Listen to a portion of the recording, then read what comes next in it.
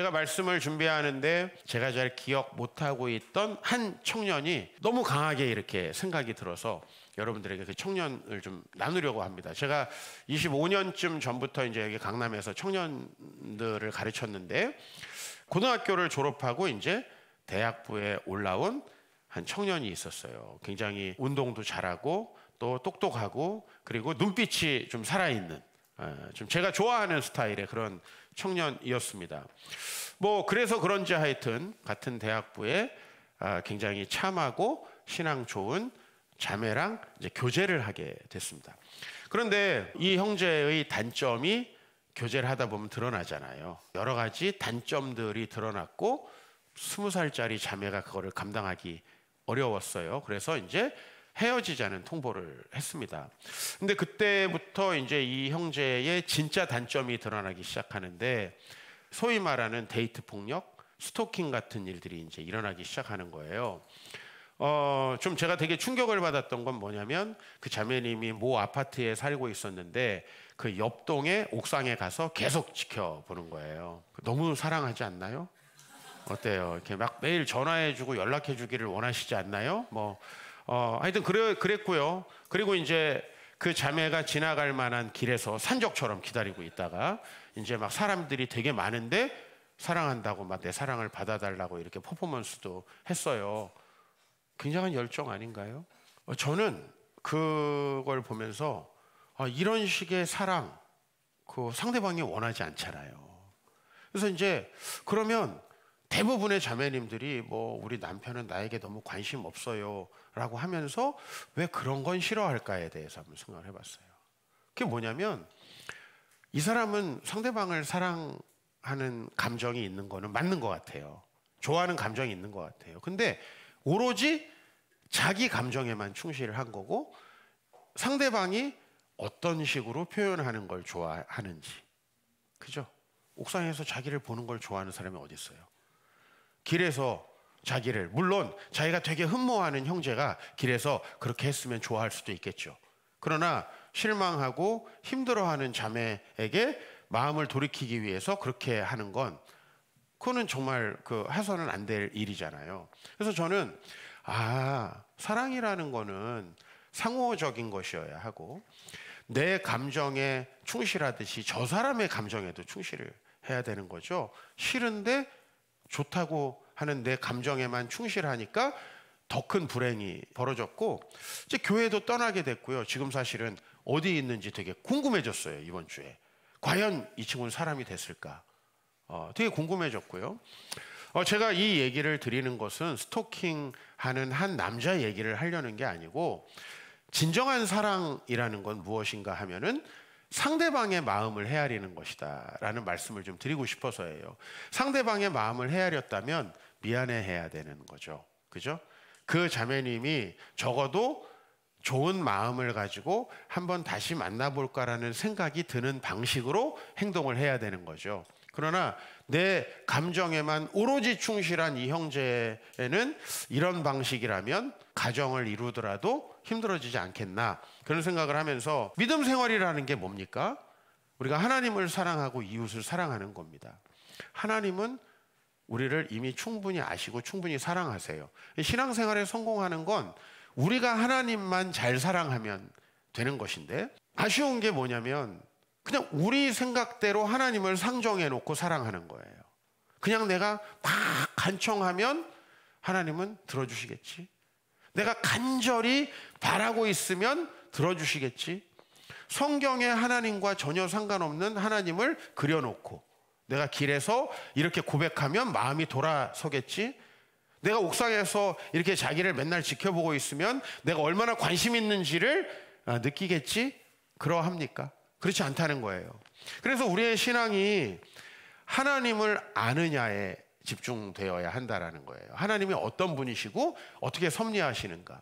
그래서 그분이 이해되어야 한다는 거죠. 하나님은 우리를 완벽하게 이해하신다. 그렇다면 우리가 그 하나님을 알고 이해하는 게 우리 신앙에 너무 중요하다.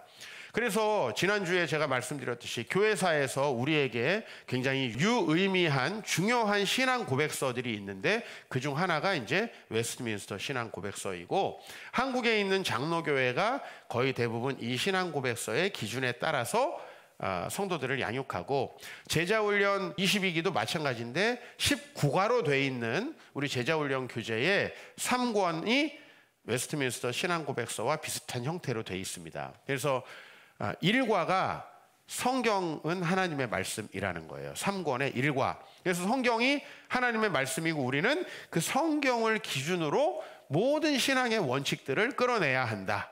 이게 이제 1과고요. 2과에서부터 하나님이 어떤 일을 하셨는가? 하나님이 창조하셨죠. 그 하나님을 버린 인류를 다시 구원하시려고 이스라엘이라는 백성을 택해서 하신 일들, 이제 이걸 우리가 배우기 시작하고요. 그분의 율법 순종하면 우리에게 샬롬이 임하는 거죠. 그 하나님의 율법을 정리하면 뭡니까? 하나님을 사랑하고 이웃을 사랑하는 거예요. 내 나름의 방식대로 하나님은 가다가 온라인으로 잠깐 참석해도 예배를 받으시겠지? 너무 내 방식인 것 같아요. 하나님은 내가 마음으로 믿으면 되지? 너무 내 방식인 것 같아요. 하나님이 어떤 분이신가? 하나님은 하나님을 사랑하고 이웃을 사랑하는 그 원칙을 알려주셨고, 그 원칙에 합당하게 우리가 훈련되어져야 한다는 것, 그래서 광야 40년이라는 훈련 생활도 이스라엘 백성에게 주셨던 거예요. 그 하나님을 배워가는 거예요. 웨스트민스터 신앙고백서도 마찬가지예요. 제일 앞에 성경에 대한 고백이 있어요. 성경은 우리 삶의 유일무이한 진리인 거죠. 성경이 여러분의 생각과 부딪힐 거예요. 아닌 것 같은, 왜 하나님은 왜 이렇게 하실까?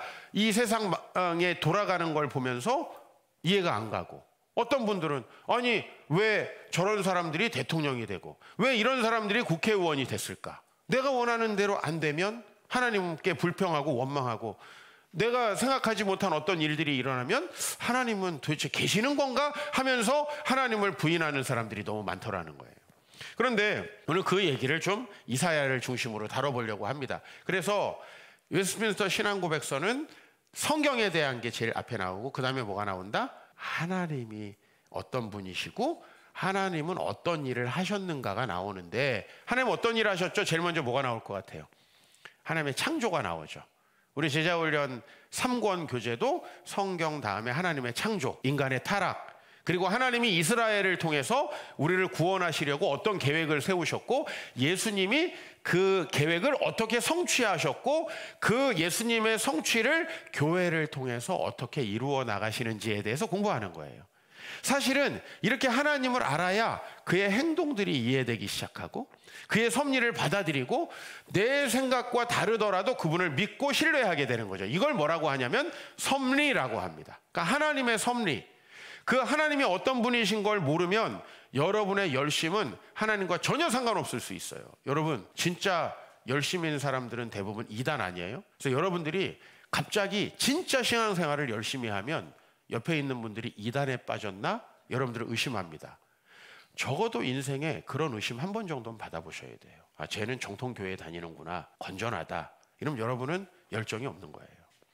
사실 우리 교회도 신앙생활을 열심히 하셨던 분들은 가족들에게 너무 교회에 빠지는 거 아니냐? 성경에 볼 때는 한참 기준 미달인데 가족들이 볼 땐 종교에 미친 거 아닌가? 그래서 저희 의도와 상관없이 저를 검색해 보시는 분들이 많은 거예요. 그 목사는 정상적인 인간인가? 이렇게. 왜냐하면 갑자기 신앙이 좋아지니까 저를 많이 검색하셨으면 좋겠습니다. 저는 그렇게 이상한 놈은 아닙니다. 정상적으로 4년제 대학을 나왔습니다. 그러니까 보면 제가 이상한 놈이 그렇게 아니라는 거, 인격은 좀 문제가 있지만 크게 문제 있는 교단에 소속된 것도 아니라는 거를 알게 되면 뭐 나쁘지 않죠. 무슨 얘기냐면 우리가 그 하나님의 섭리를 이해한다는 게 너무 중요한 겁니다. 그런 의미에서 오늘 이사야 14장 말씀은 제가 굉장히 좋아하는 말씀입니다. 그분의 섭리에 대해서 이렇게 말하고 있어요. 만군의 여호와께서 맹세하여 이르시되 내가 생각한 것이 반드시 되며 내가 경영한 것을 반드시 이루리라 라고 말씀하세요. 하나님은 하나님이 뜻하고 계획하신 것들 반드시 이루신다는 거예요. 웨스트민스터 신앙고백서 소요리 문답, 대요리 문답에는 하나님의 섭리에 대해서 하나님의 섭리가 무엇인가요? 라고 물어보고 그것에 대한 답변이 나옵니다. 그건 뭐냐면 하나님이 창조하신 피조물, 자연 만물과 인간을 다스리시는 데 있어서 그분의 놀라운 권능과 지혜를 통해서 우리 인간이 수많은 반역을 저지르고 우리 인간은 말도 안 되는 일들을 이렇게 하지만 하나님의 놀라운 지혜와 권능으로 하나님의 그 거룩하신 뜻과 계획들을 반드시 이루신다는 거예요. 반드시 이루신다. 하나님 왜 그러신가라고 생각하는 그런 일들도 전부 다 하나님이 이해가 된다. 이스라엘 백성들에게 가장 이해가 안 갔던 일을 한 대목, 그래서 이사야가 소개하는 거예요. 그건 뭐냐면 왜 저 아수르, 저 폭력적이고 저 제국주의적인 강력한 나라를 하나님께서 그냥 내버려 두시고 왜 그 나라가 이스라엘을 치게 하시는가라는 거예요. 거기에 대해서 오늘 25절에 이렇게 말씀합니다. 내가 아수르를 나의 땅에서 파하고 나의 산에서 그것을 짓밟으리니 그때 그의 멍에가 이스라엘에게서 떠나고 그의 짐이 그들의 어깨에서 벗어질 것이라. 자, 이 말씀에 멍에와 짐이라는 게 있어요. 여러분, 멍에가 뭡니까? 사실 멍에는 사람한테 쓰는 말이 아니고요, 짐승한테 쓰는 말입니다. 즉 길들여지지 않은 짐 마음대로 천방지축으로 살아가는 짐승을 이제 인간에게 어떤 유익한 삶으로 바꾸기 위해서는 멍에가 필요하고요. 그래서 오늘 아수르가 이스라엘에게 멍에 역할을 한다는 거예요. 멍에 역할. 그러니까 이스라엘 백성이 얼마나 중요한 백성이냐면 이스라엘 백성이 없었으면 우리는 하나님의 복음을 알 수가 없어요. 이스라엘 백성이 하나님께 순종하지 않으면 이 땅은 정말 엉망진창이 되는 거예요. 이스라엘은 되게 중요한 백성이에요. 신약으로 말하면 교회죠. 이 세상에서 교회가 얼마나 중요합니까? 사람들은 교회가 전혀 중요하다는 생각을 하지 않고 있지만 교회라는 게 없으면 하나님의 진리가 이 땅에 선포될 수 없고 하나님의 나라가 이 땅에 없는 거예요. 법과 제도로 이 땅이 좋아진 적이 있습니까? 아니잖아요. 오히려 이 법과 제도도 유럽에서 먼저 민주주의와 좋은 제도들이 싹튼 건 거기가 하나님의 백성들의 문화, 성경의 문화를 받아들였기 때문이죠. 여러분, 그래서 이 아수르에 대해서 이제 이사야 10장에서 이렇게 말을 합니다. 너네 잘 이해 안 가지? 아수르는 이런 존재야. 5절, 아수르 사람은 화 있을 거야. 지금 우리를 정복하고 부자로 온 세상을 다스리는 권력자로 살고 있는데 아수르에겐 화가 있을 것이다. 왜? 아수르는 아까 전에 어떤 표현을 썼죠? 가축을 길들이는 멍에 같은 역할을 할 것인데 여기서는 뭐라고 얘기하냐면 그는 내 진노의 막대기고 그 손의 몽둥이는 내 분노다라고 하는 거예요.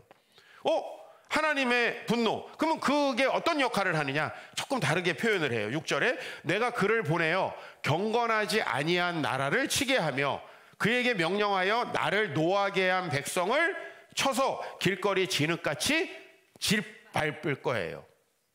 그러면 아수르는 원래 착한 애들인데 내가 하나님의 뜻대로 해야 되니까 나는 원래 착하지만 짓밟아야지, 그런 거예요?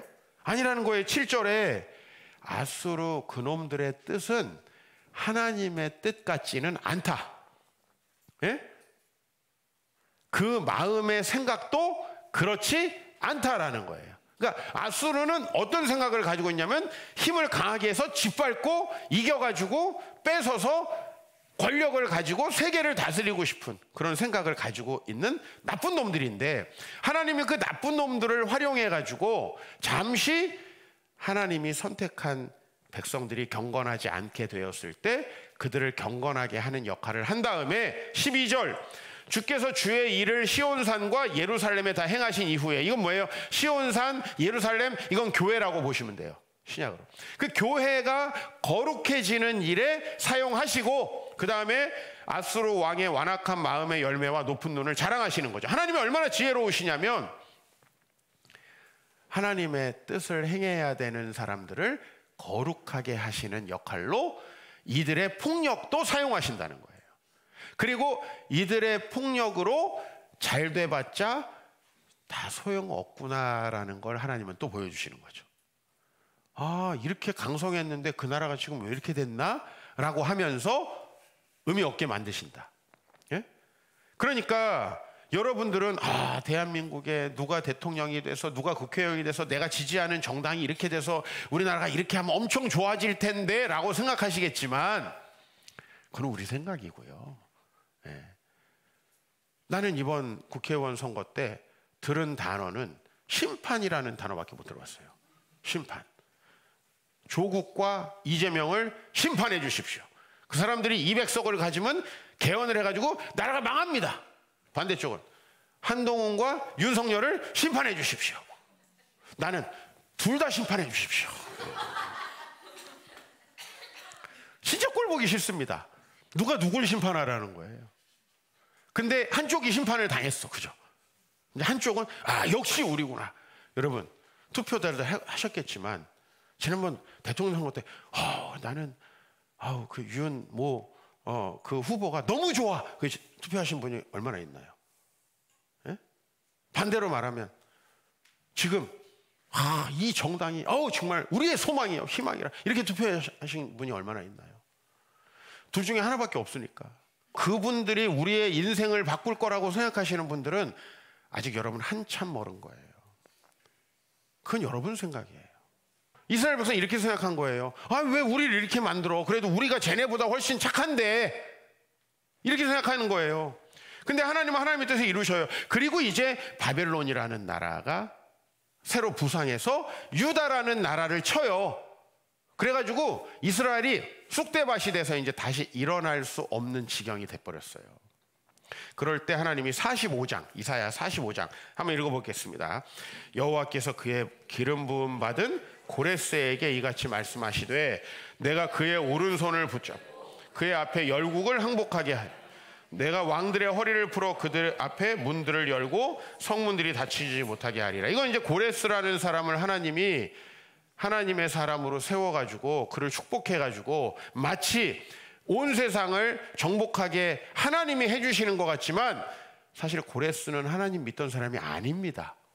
잘 알다시피 페르시아라는 작은 나라, 근데 주변 나라들과 연합해서 바벨론을 정복한 다음에 주변 나라들을 배신하고 아주 큰 제국을 이룬, 그죠? 페르시아의 키루스 2세를 얘기하는 거예요.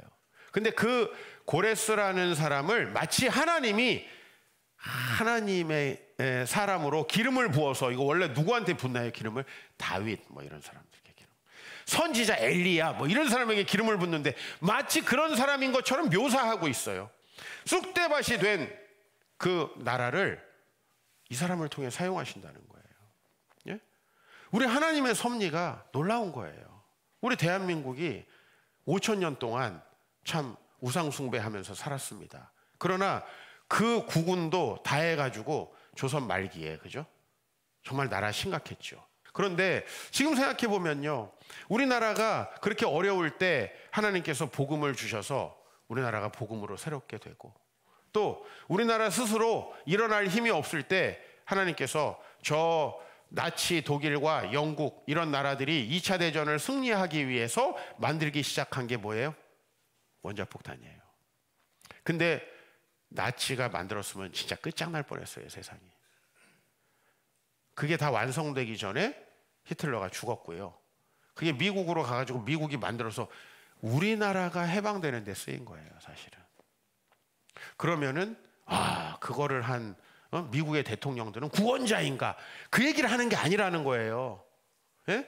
이 고레스는 왜 이스라엘 백성들에게 이런 역할을 하게 됐냐면, 바벨론을 이기고 127도라는 큰 제국을 다스려야 되는데, 그걸 다스리는 방법은 이제 거기를 초토화시키고 소금을 뿌리고, 옛날에 로마가 한니발의 카르타고를 이긴 다음에 거기다 소금을 뿌려버렸어요.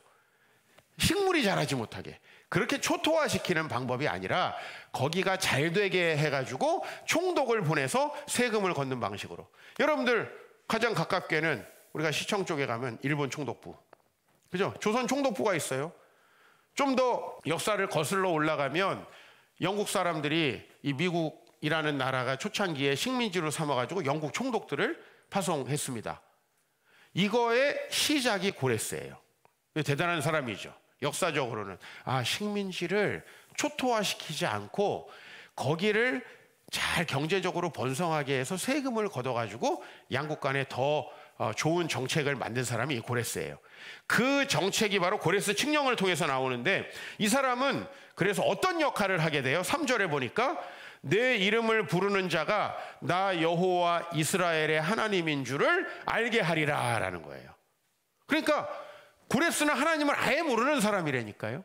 근데 아예 모르는 사람 중에 두 부류가 있는 거죠. 아수르와 바벨론처럼 짓밟고 깨닫게 하는 역할, 또 하나는 해방해 주는 역할. 둘 다 하나님 모르는 사람들이에요. 네? 여러분, 제가 설교 시간에 여러분들이 얼마나 죄인이고 여러분들이 욕심내면 물질도 자식도 세상의 성공도 다 날아간다라고 말씀 전해요. 근데 여러분들 그 말씀을 누구한테서 실감나게 배우는지 아세요? 사기꾼들. 저한테 배우는 게 아니에요. 여기서 아멘하고 배우는 사람 없더라고. 없고 사기꾼을 만나서, 그 다음에 진짜 나쁜 놈을 만나가지고 배신당하고 막 그때 와가지고 목사님 말씀이 맞는 것 같아요. 설교 시간에 깨달은 게 아니야. 하나님을 전혀 모르는 고레스 같은 인간들을 통해서 깨닫는 거예요. 예? 근데 나음을 입는 것도 누구냐면, 새로운 직장에 들어갔는데 유달리 나를 잘 보는 어떤 상사 때문에, 또 나를 써주는 어떤 사장님 때문에 회복이 되는데 그 사람도 예수를 안 믿어. 심지어는 목사는 하는 일이 없어요.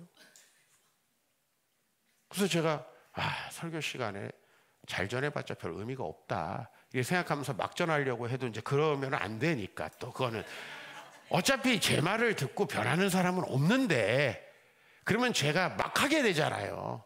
근데 또 그렇게 하는 건 또 하나님이 또 저하고 계산을 하시니까 저는 마치 전하면 변화될 것처럼 열심히 하지만 집에 가서는 어차피 안 할 건데 하는 생각에 늘 시달리면서 이렇게. 그러나 또 감사하게도 남편한테 또 깨닫네, 진리를. 자식한테 깨닫네. 심지어는 스미싱을 통해 깨닫는 이런 놀라운 역사들. 그래서 이 과정 속에서 보세요. 이스라엘이 이제 하나님의 축복을 받은 다윗과 솔로몬의 제국을 이뤘지만은 이 나라가 완전히 초토화됩니다. 그래서 아수르, 바벨론, 페르시아로 이어지는 이 세계 역사의 큰 강대국들 속에서 이스라엘은 멸망하고요. 각자의 살 길을 따라서 막 흩어졌습니다. 그 다음에 어떻게 됐죠? 이제 헬라와 로마라는 나라가 또 이 나라들을 쫙 흩었습니다. 근데 이 흩어진 이스라엘 백성들을 통해서 여호와 하나님의 이름이 알려지는, 선교를 계획 세워서 가는 게 아니에요. 내가 보니까 선교 신청도 막 전날에 부부싸움을 했어. 남편이 너무 짜증나는데 갈 기회가 생겼네 하고 적는 거야. 이거 남자친구랑 여행 가고 싶었는데 헤어졌어. 교인들이랑 가야 되겠네. 이렇게. 선교를 내가 신청만 한다는 게 아니더라고. 나는 다 믿음으로 신청하는 줄 알았는데 그게 아니더라고. 요번에 그런 분들이 했다는 건 아니에요. 이사야 14장 26절 27절 시작. 이것이 온 세계를 향하여 정한 경영이며 이것이 열방을 향하여 편손이라 하셨나니 여호와께서 경영하셨은즉 누가 그것을 능히 패하고 누가 그것을 돌이키냐는 거예요. 그러니까 여러분들이 하나님의 뜻을 거부할수록 돌아서 올 뿐이에요. 늦게 올수록 많은 인생의 풍파를 겪고 올 뿐이라는 거예요. 하나님이 부르셨다면 그러면 나쁜 짓을 해도 하나님이 다 어차피 선하게 바꾸실 건가요? 맞죠? 맞는데 그 과정은 굉장히 힘들 거예요. 주님은 우리가 이해할 수 없는 방식으로, 사실 제가 인생을 살면서 하나님의 뜻이 다 이해돼 가지고 믿었을까요? 이해되니까 믿어요. 어렸을 때부터 내가 가난한 건 주님께서 나중에 날 훈련시키기 위함이구나. 초등학교 3학년 때 막 은혜 받고 그랬을까요, 제가? 우리 친척들이 우리 집안을 싸그리 무시하는 건 믿음으로 연단시켜서 강하게 하시는 것이구나. 근데 이런 걸 알고 믿었을까요? 삶은 모호함 투성이에요. 나를 20살 때 하나님께서 옥죄고 아수르 바벨론으로 코를 뚫었어요. 저도 그때 아니 망나니처럼 데려다 코를 뚫고 이제 아파가지고 딴 데 못 가겠더라고. 이제 뭐 하고 이제 이렇게 순종하게 되는 거예요. 예? 그때 제가 역시 주님밖에 없습니다. 그랬을까요? 모든 순종에는 약간의 짜증, 예? 모든 주님께 헌금하기 전에는 약간의 아까움. 목사님은 왜 또 선교 가자고 그래가지고 또 왜 또 교회를 이전해가지고 왜 또 무슨 이웃 돕기 무슨 프로젝트를 해가지고 나를 이렇게 힘들게 만드나 약간의 짜증이 나지만은 하는 거 아니에요. 저는 지금도 늘 그런 짜증이 있어요. 최근에 이제 여름에 저를 강사로 초대하려는 분들의 전화를 굉장히 많이 받고 있어요. 근데 사람들이 선호하는 날짜가 있어요. 그래서 그 같은 날짜에 아주 집중적으로 연락이 옵니다. 근데 제 사역의 원칙은 제가 선호하고 가고 싶은 대상들이 있잖아요. 저도 인간이니까. 예? 소개팅 나가면은 나왔으면 하는 사람이 있잖아요. 근데 그 사람 만나고 다른 사람이 나오는 거예요. 그러니까 나도 나름대로 여름에 그냥 내가 참 편안하고 가면 나도 은혜되고 좋은 곳에 날 불러줬으면 좋겠다 하는데 그 지난주에 하여튼 한 날짜에 여러 군데 전화를 받았는데 제 원칙은 그거예요. 무조건 첫 번째 연락 오는 데 간다. 거기가 아무리 싫어도 근데 진짜 싫은 데서 연락이 왔어요. 언제 시간이 되세요? 하는데 불안해. 없는 것 같아. 그때 일정이 있어야지 내가 있다고 할 텐데 스케줄을 펴니까 없는 날짜예요. 그래서 진짜 미치겠다 진짜. 거짓말을 할 수는 없잖아요. 있습니다.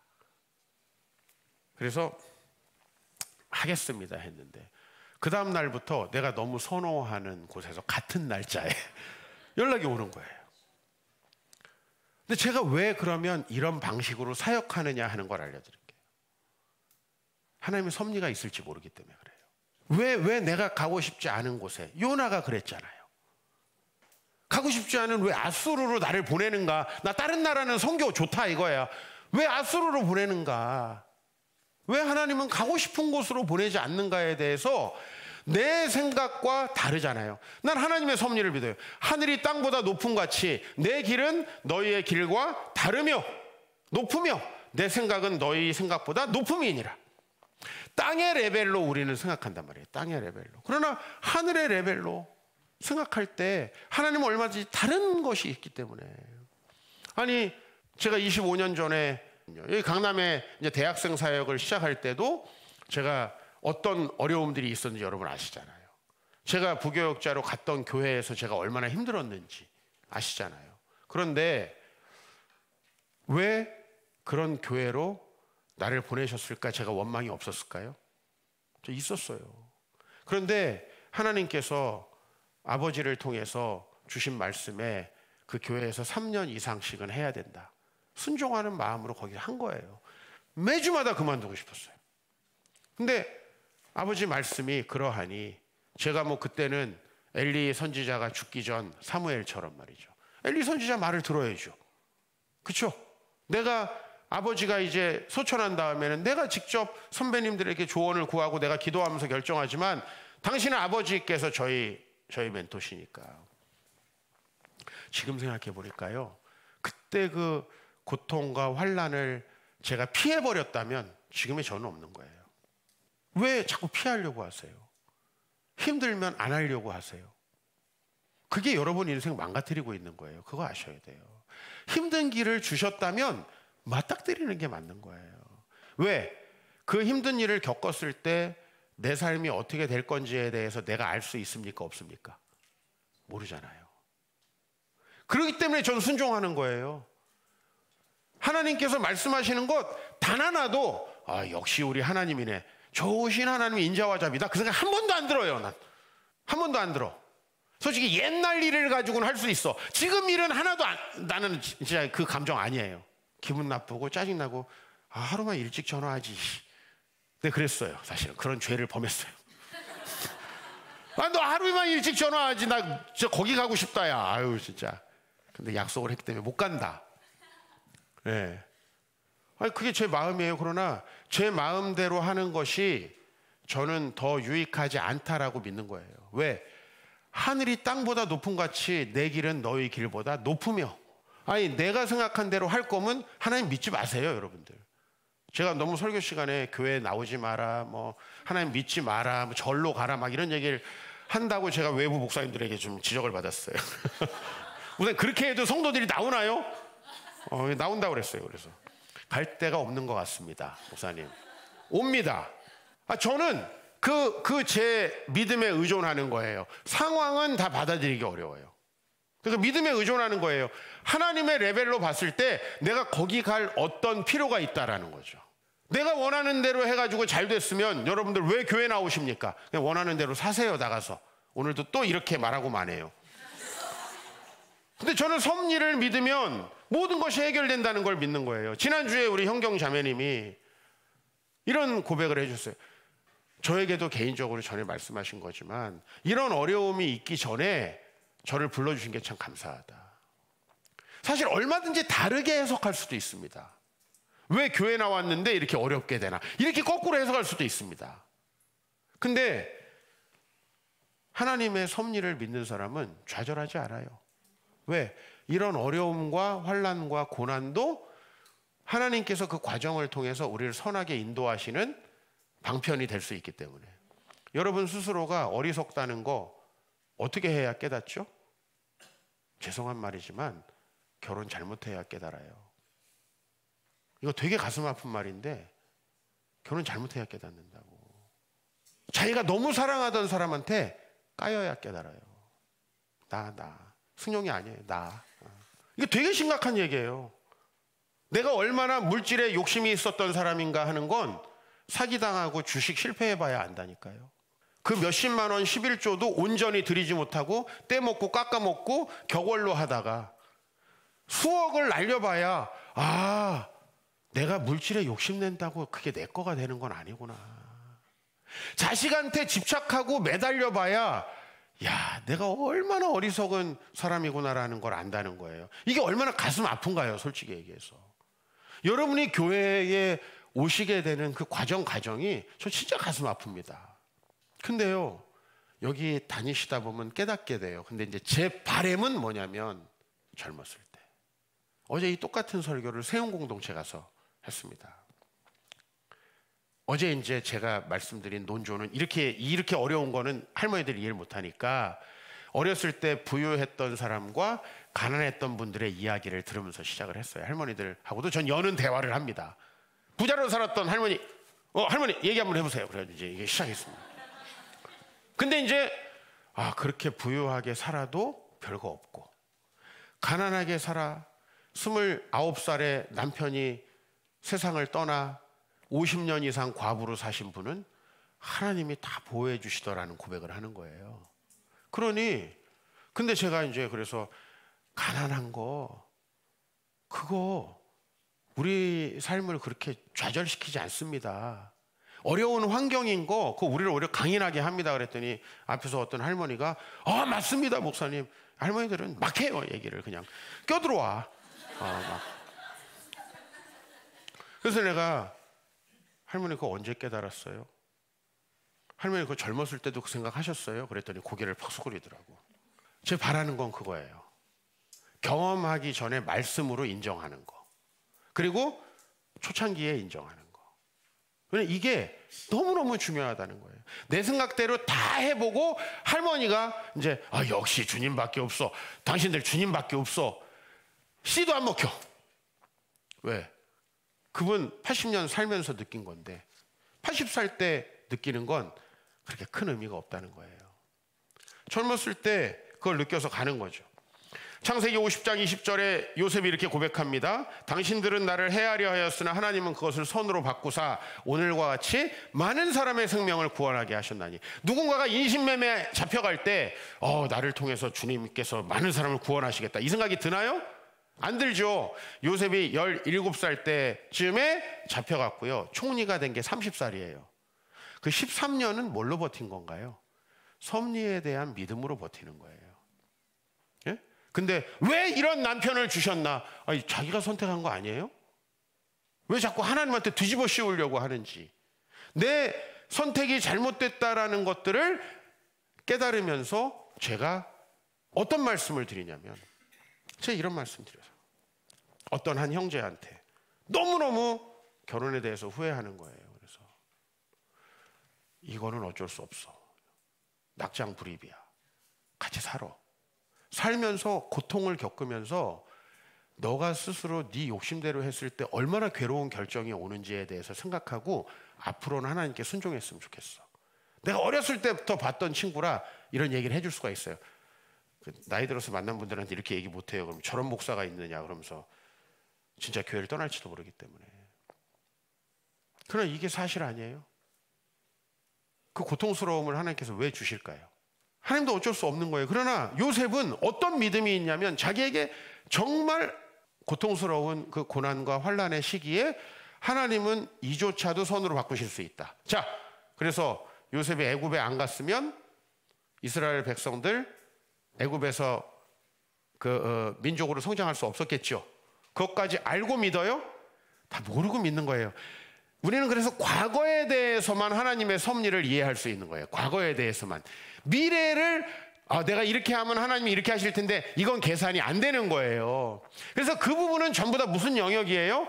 과거를 유추하면서 믿음의 영역에서 하는 거예요. 과거에 하나님이 내가 되게 가난하고 힘들게 살았는데 그게 나에게 오히려 유익이 되었던 것처럼, 내가 어렵고 힘든 일이 있었는데 그것 때문에 나는 너무 고통스럽게 하나님의 뜻을 배워서 좀 빨리 성숙할 수 있었던 것처럼, 지금 내가 원치 않는 이 일이 있지만 이 일을 내가 하나님의 뜻 안에서 이겨낸다면, 버틴다면, 적어도 좌절하지 않는다면 그 하나님께서 그 악을 선으로 바꾸실 것이다.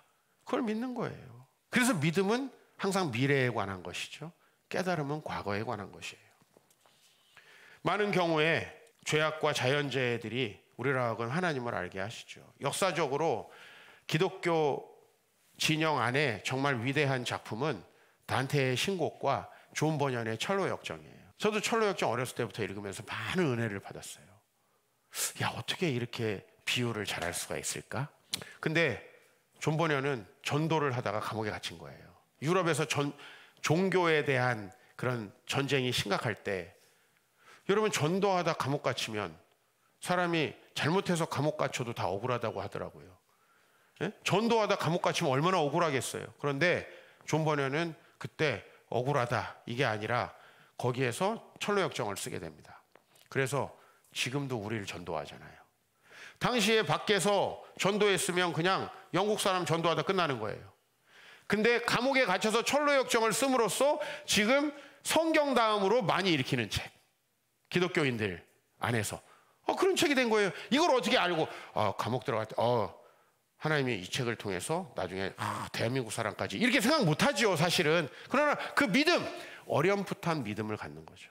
그래서 아수르와 바벨론은 콧뚜레를 뚫어서 멍의 역할을 감당하는 거예요. 근데 그 사람이, 이스라엘이 잘 이제 하나님께 순종하게 되면 멍에는 어떻게 해버린다는 거예요? 불태워버린다는 거예요. 멍에는 불태워버린다는 거예요. 하나님은 놀라운 일을 하시는 거죠. 그래서 이사야 말씀 우리가 늘 고백하는 거예요. 내 생각이 너희 생각과 다르며 내 길은 너희의 길과 다름이다. 여러분, 하나님의 생각이 여러분들 생각과 다르다는 거 인정하시죠? 하나님의 생각이 더 높다는 거 인정하시죠? 그러면 그걸 실제로 우리 진철 형제가 얘기했잖아요. 어렸을 때부터 배워왔는데 정말 내가 그 말씀 내 안에 내 삶에 적용하면서 사는가에 대해서 공부하는 식구주였다고 하는데 정말 그렇게 됐길 바랍니다. 다르다라는 거 아멘 하면 뭐예요? 막상 하나님이 다른 생각을 주시면 불순종하는데, 그럼 그 말씀을 아는 게 아무 의미가 없는 거죠. 오늘 수료한 14분 이제 위선자가 될 자격을 갖추신 거예요. 말씀을 모르면 몰라서 못하는 거예요. 이제 알기 때문에 안 하고 하는 척을 하면 위선자가 되는 거예요. 위선자는 아무나 할 수 있는 게 아니에요. 다 아는데 몰라야 위선자가 돼요. 수학을 100점 맞을 수 있는데 일부러 빵점 맞아야 위선자야. 그냥 빵점은 위선자가 아니라.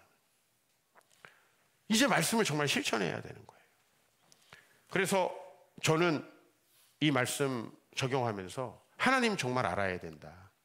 그렇지 않으면 하나님에 대한 데이트 폭력을 할 수 있다. 하나님 왜 이러세요? 저 하나님 안 만나요. 하나님 안 믿을래요. 데이트 폭력할 수 있다.